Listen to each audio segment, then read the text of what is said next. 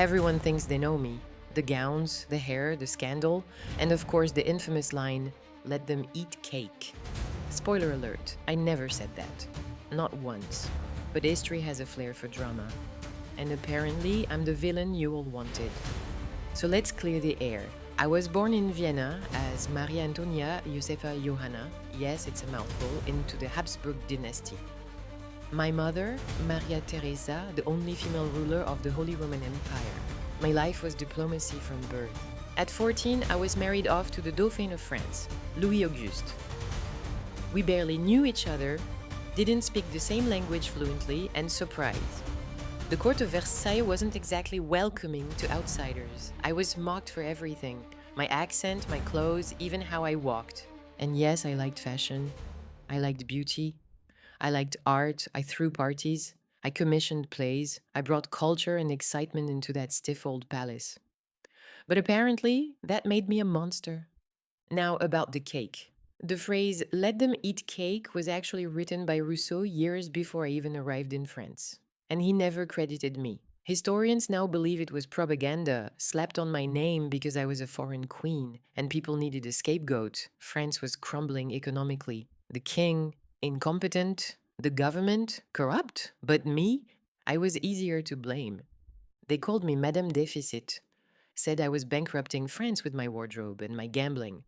Meanwhile, we were fighting wars, expensive ones, and the nobility paid zero taxes. But let's ignore all that, right? Because I had a new hairstyle.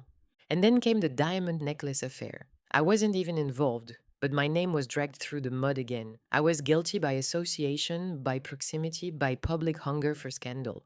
I could have sneezed and the pamphleteers would have called it treason. Let's not forget, when revolution came, I stood by my husband. I stayed with my children.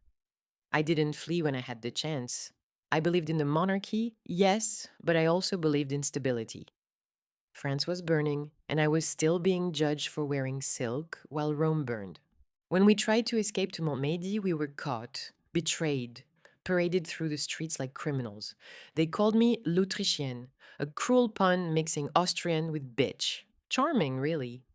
And yet, through it all, I stayed poised, even as they dragged Louis to the guillotine, even when they took my children away, even when they put me on sham trial and accused me of things so vile I won't even repeat them here. At the scaffold, I stepped on the executioner's foot and apologized. Yes, really. My last words were, "Pardon me, sir.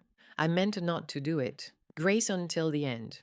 So, no, I wasn't perfect. But I wasn't heartless. I didn't bankrupt France. I didn't ignore the poor. And I certainly didn't say, "let them eat cake." But you know what? The myth was easier. It fit the narrative. I was the foreign queen with powdered hair and decadent tastes. And that made me the villain in your revolution fairy tale. But history has a funny way of changing its mind. Maybe now, centuries later, you'll see the woman behind the wig. I was a girl thrown into politics, married off to a stranger, hated for things I didn't say, and killed for things I didn't do. But go ahead, keep quoting me. Just know you got it wrong.